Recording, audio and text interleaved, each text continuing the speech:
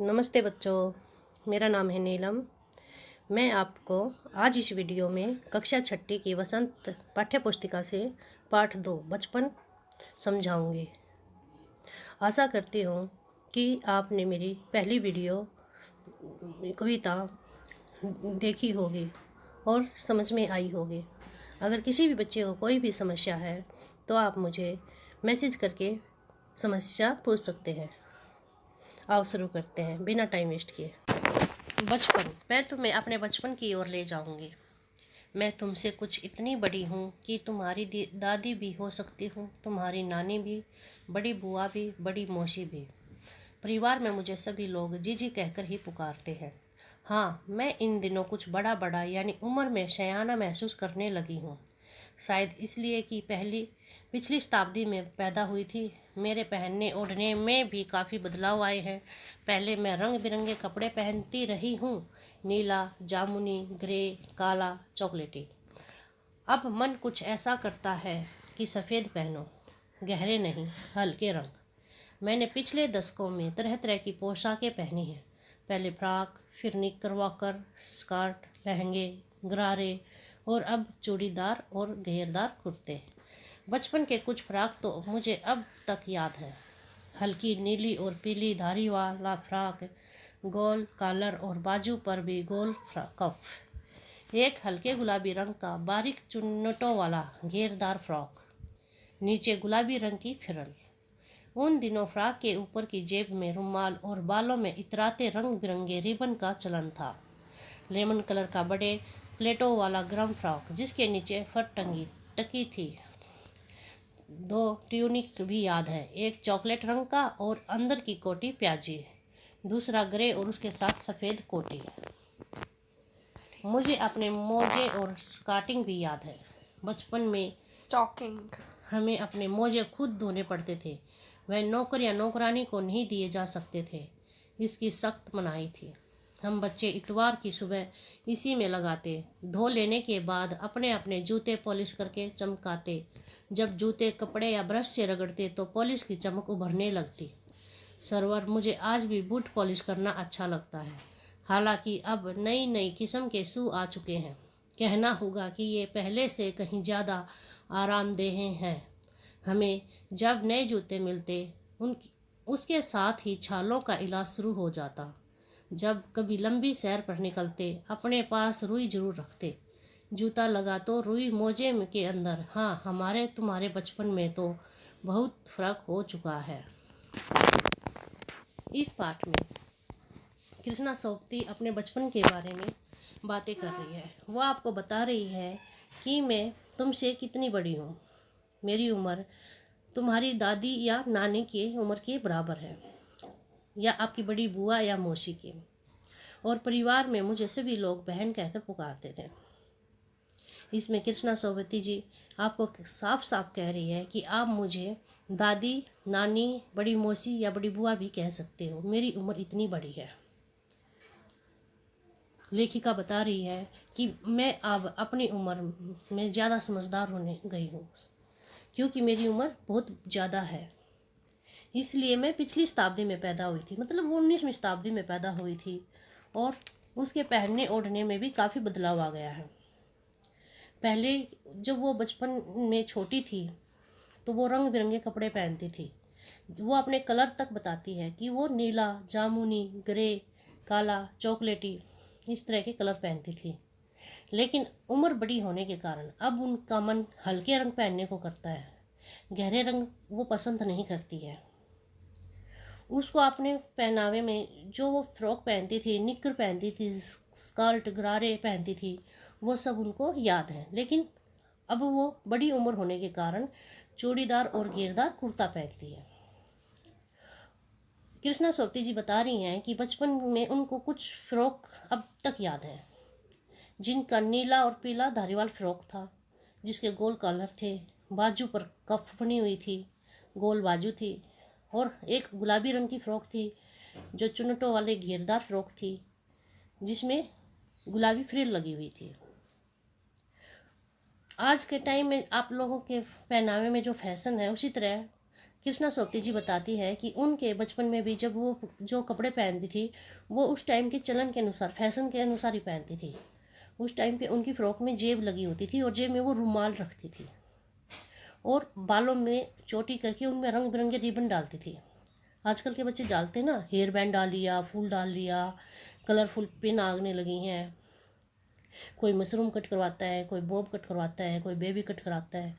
तो उनके बचपन में भी चोटियाँ बनती थी और वो रंग बिरंगे रिबनों से सजाई जाती थी। वह बताती है कि सर्दियों का उनके पास एक लेमन कलर का बड़े बड़ी प्लेटों वाला गर्म फ्रॉक भी था जिसके नीचे एक फर लगी हुई थी। और ट्यूनिक भी याद है उनको, जो चॉकलेट रंग का था और अंदर की कोटी प्याजी थी। ट्यूनिक होता है 2 कपड़े ऊपर नीचे करके जो पहने जाते हैं, और दूसरा उनके पास ग्रे था और उसके ऊपर सफ़ेद कोटी थी। कृष्णा सोपती जी बताती है कि उसको अपने मोजे और स्टॉकिंग भी याद है। बचपन में उनकी मम्मी पापा ने उनको साफ मना किया हुआ था कि वो अपने जूते यानी कि मोजे नौकर या नौकरानी से नहीं धुलाएंगे, वे खुद धोंगे, खुद साफ करेंगे। वो उनको उनके माता पिता ने एक अच्छे संस्कार दिए थे कि उनके जो मोजे हैं गंदे होने के बाद नौकर नौकरानी से ना धुलाएं, क्योंकि वो बदबू वाले हो जाते हैं। बदबू वाली चीज़ किसी दूसरे से नहीं धुलानी चाहिए ना, तो खुद धोते थे। इसलिए उनको सख्त मनाही कर रखी थी उनके मम्मी पापा ने। और उसको याद है कि इतवार की सुबह में वो अपने जूते पॉलिश करते थे। मोजे धोने के बाद उनको कपड़े या ब्रश से रगड़ने के बाद पॉलिश में बहुत ज़्यादा चमक आने लगती थी। वो बता रही है कि उसको आज के भी बूट पॉलिश करना बहुत अच्छा लगता है। और वो ये भी बता रही है साथ में कि जो आज का टाइम है उसमें नए नए जूते आ गए हैं, नए नए डिजाइन के जूते आ गए हैं, जो उनका चमड़ा अच्छा है पहले के चमड़े के मुकाबले में, जो काफ़ी आरामदायक है। लेकिन कृष्णा सोपती जी बता रही है जब वो छोटी थी, बचपन में जब उनके जूते आते थे तो वो जूते इतने हार्ड चमड़े के बनाए जाते थे कि वो पहनते थे खुशी के मारे तो उनके पैरों में छाले तक हो जाते थे, वो इतना टाइट चमड़ा होता था। और वो अपने पॉकेट में रुई रखते थे। कहीं घूमने चले गए ना, जैसे आजकल कपड़े के जूते पहनते हैं, कैसे ही पहनते तो हमारे कंफर्टेबल के हिसाब से हम जूते पहनते हैं, लेकिन पहले इतना कंफर्ट नहीं होता था। जैसे कहीं घूमने के लिए गए तो वो साथ में रुई रखते थे ताकि जूता जो पैर को काटने लगता है या पैर में कहीं लगने लगता है तो वो रुई लगा लेते थे ताकि छाले ना पड़े और आराम रहे। इसलिए वो बता रही है कि हमारे बचपन में और तुम्हारे बचपन में बहुत ज़्यादा अंतर आ गया है। आगे पढ़ते हैं, फिर बाद में फिर समझाएंगे। हर शनिचर को हमें ऑलिव ऑयल या कैस्टर ऑयल पीना पड़ता था। जानते हो वो तेल क्यों पीते थे? ताकि पेट में जो कीड़े होते हैं वो ख़त्म हो जाए, हेल्दी स्किन के लिए। आजकल तो इतने प्रोडक्ट आ गए हैं, कहीं बेबी लोशन लगाया जा रहा है, कभी जॉनसन बेबी ऑयल लगाते हैं, कभी कहीं लगाते हैं। लेकिन पहले इतने ऑयल नहीं थे, खाली कैस्टर ऑयल होता था, जैतून का तेल, ऑयली ऑयल, ठीक है ना। अच्छा, छोटे शीशे के गिलास जिन पर ठीक खुराक के लिए निशान पड़े रहते, उन्हें देखते ही मितली होने लगती, मतलब उल्टी होने लगती थी। बोलते छोटे छोटे गिलास थे कांच के, जो उन जिनमें माप लगा, निशान लगा रहता था माप का कि भाई हमें इतना तेल उसमें डाल के पीना ही है। और जब उस गिलास को हम देखते थे ना तो गिलास को देखते ही उल्टी होने लग जाती थी। क्यों? तेल पीना अच्छा नहीं लगता था ना। मुझे आज भी लगता है कि अगर हमने पीते वह सानीवारी तवा तो कुछ ज़्यादा बिगड़ने वाला नहीं था, सेहत ठीक ही रहती। तो मैं बताऊंगी कि हमारे समय और तुम्हारे समय में कितनी दूरी हो चुकी है। कृष्णा जी बताती हैं कि आज के टाइम में और मेरे बचपन के टाइम में कितना अंतराल हो गया है, कितना बदलाव हो गया है, वो मैं आपको बताना चाहती हूँ। यहाँ तक कि बचपन की दिलचस्पियाँ भी बदल गई हैं। मतलब बचपन में जो उनको पसंद था, दो दिल को भाने वाली बातें थी, वो भी बदल गई हैं। उनको याद है कि उन दिनों घरों में ग्रामोफोन थे, रेडियो और टेलीविज़न नहीं थे। लेखिका बता रही है कि उनको याद आ रहा है कि उस टाइम में जिस तरह से आज स्मार्टफोन है, रेडियो है, टेलीविज़न है, लैपटॉप है, कंप्यूटर है, ये सब नहीं था, खाली ग्रामोफोन थे। डोरी वाले बड़े फ़ोन जो आपने देखा होगा टीवियों में, पुरानी पुरानी हवेलियों में ऐसे हाथ में उठा के करने वाले फ़ोन, तार वाले, हमारे बचपन की जो कुल्फ़ी थी आइसक्रीम हो गई है। मतलब बचपन में हम कुल्फ़ी कहते थे, हमें आइसक्रीम का नहीं पता था, अब उसको आइसक्रीम कहने लगे हैं।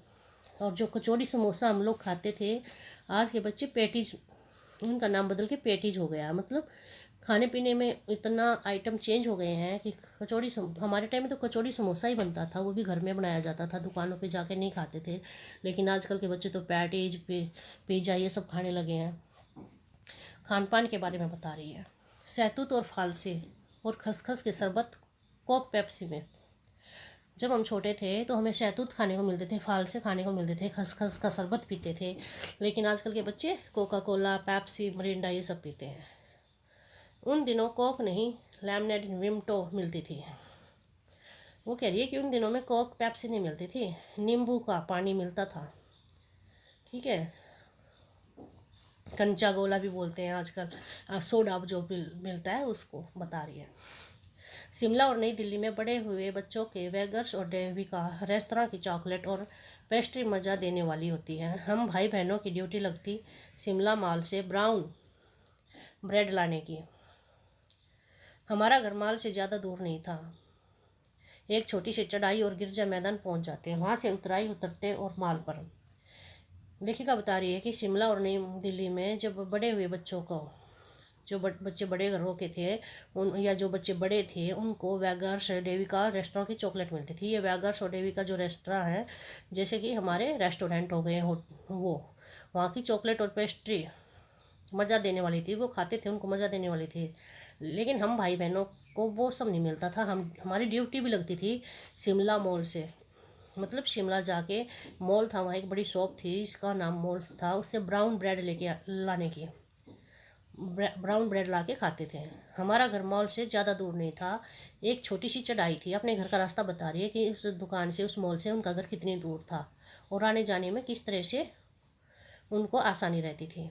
वह छोटी सी चढ़ाई करते, फिर जल्दी ही गिरजा का मैदान आ जाता, फिर वहाँ से एक उतराई करते। मतलब रास्ता ऐसा था, एक बार चढ़ाई, फिर उस मैदान, फिर उसके नीचे उतरते, फिर वो जल्दी सी दुकान आ जाती थी। कन्फेक्शनरी काउंटर पर तरह तरह की पेस्ट्री और चॉकलेट की खुशबू मनभावनी। जैसे हम काउंटर पे पहुंचते हैं, वहाँ पे पेस्ट्री और चॉकलेट की मन को लुभाने वाली खुशबू आने लग जाती। हमें हफ्ते में एक बार चॉकलेट खरीदने की छूट थी। सबसे ज़्यादा मेरे पास ही चॉकलेट टॉफ़ी का स्टॉक रहता था। मैं चॉकलेट लेकर बड़े खड़े खड़े कभी न खाती, घर लौटकर साइड बोर्ड पर रख देती और रात के खाने के बाद बिस्तर में लेटकर मज़ा ले खाती। शिमला के काफल भी बहुत याद आते हैं, खट्टे मीठे, कुछ एकदम लाल, कुछ गुलाबी, रस भरी कसमल सोच कर ही मुंह में पानी भर आए। चेस्टनट एक और गजब की चीज़, आग पर भुने जाते और फिर छिलके उतार कर मुंह में। चने जोर गरम और अनारदाने का चूरन, हाँ, चने जोर गरम की पुड़िया जो तब थी वह अब भी नजर आती है। पुराने कागजों से बनाई हुई इस पुड़िया में निरा हाथ का कमाल है। नीचे से तिरछी लपेटते हुए, ऊपर से इतनी चौड़ी कि चने आसानी से हथेली पर पहुंच जाएं। एक वक्त था जब फिल्म का गाना चना जोर गरम बाबू में लाया मज़ेदार। चना जोर गरम उन दिनों स्कूल के हर बच्चे को आता था। कुछ बच्चे पुड़िया पर तेज मसाला बुरकवाते, पूरा गिरजा मैदान घूमने तक यह पुड़िया चलती है। एक एक चना पापड़ी मुंह में डालने और कदम उठाने में एक खास ही लय रफ्तार थी। छुटपन में हमने शिमला रिज पर बहुत मज़े किए हैं, घोड़ों की सवारी की है। शिमला के हर बच्चे को कभी न कभी यह मौका मिल ही जाता था। अभी समझेंगे हमने कहाँ तक समझा था। हमने उनके घर से मॉल तक की दूरी कैसे पार की वो समझा था। आगे हम पढ़ते हैं, समझते हैं। हाँ, वो कृष्णा सौती जी बता रही है कि हफ्ते में उनको चॉकलेट खरीदने की छूट दी जाती थी। मतलब हफ्ते में उनको एक बार ही चॉकलेट लेने की छूट दी जाती थी। सॉरी, सबसे ज़्यादा मेरे पास ही चॉकलेट टॉफ़ी का स्टॉक रहता था। वो बता रही है कि मेरे पास सबसे ज़्यादा चॉकलेट रहती थी, टॉफ़ी रहती थी, क्योंकि वो कभी खड़े खड़े नहीं खाती थी। वो घर पर लौट कर उसको बोर्ड पे रख देती थी, और जब रात में खाना खाने के बाद सोने के लिए जब वो अपने रूम में जाती, तब वो लेट कर मज़े से खाती थी। वह बता रही है कि शिमला के काफल में उसको बहुत याद आते हैं। वहाँ के खट्टे मीठे फल, एकदम लाल लाल, कुछ गुलाबी, रस भरी सी, वह सोचकर उनको याद करते हुए भी उनके मुंह में पानी आ रहा है।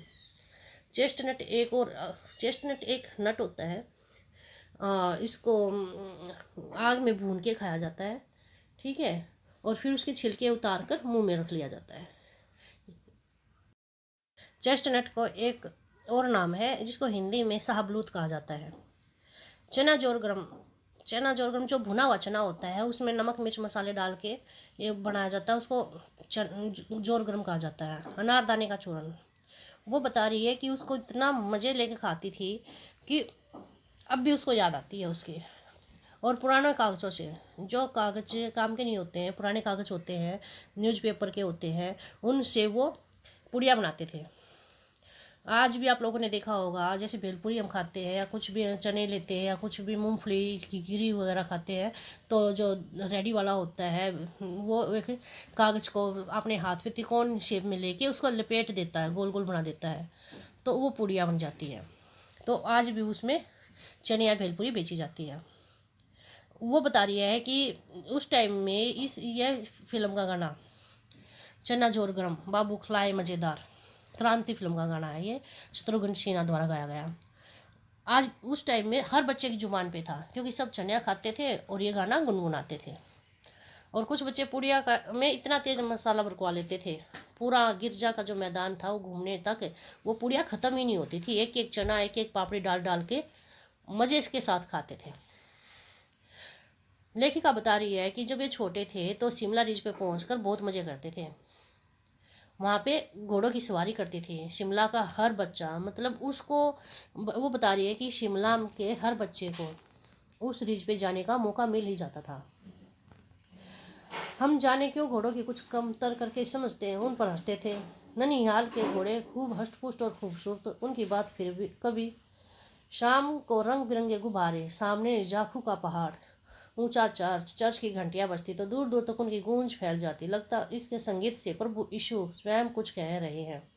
सामने आकाश पर सूर्यास्त हो रहा है, गुलाबी सुनहरी धारियां नीले आसमान पर फैल रही हैं। दूर दूर फैले पहाड़ों के मुखड़े गहराने लगे और देखते देखते बत्तियां टिमटिमाने लगी। रिज पर की रौनक और माल की दुकानों की चमक के भी क्या कहने।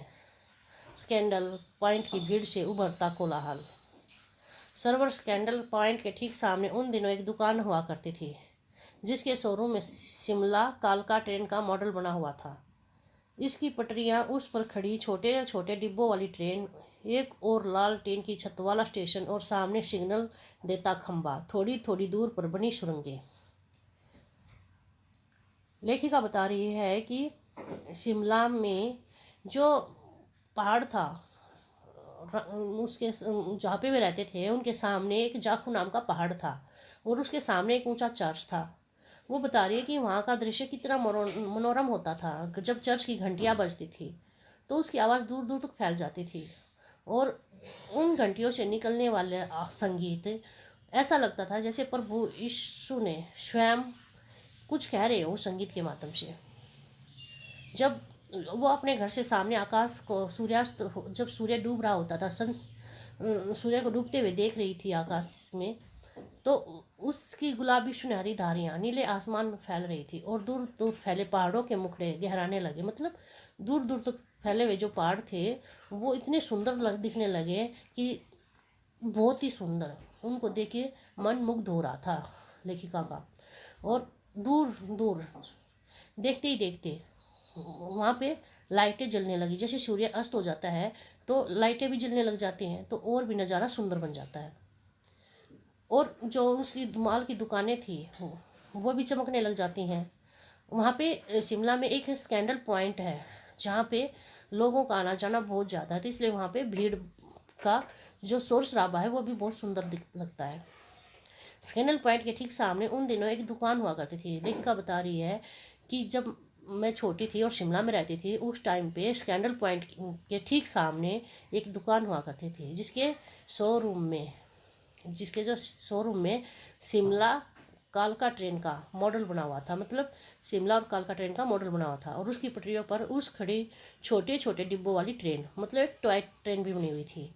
एक और लालटेन की छत वाला स्टेशन और सामने सिग्नल देता खंबा, थोड़ी थोड़ी दूर पर बनी सुरंगें, बहुत ही सुंदर दिख रहा था। पिछली सदी में तेज रफ्तार वाली गाड़ी वही थी।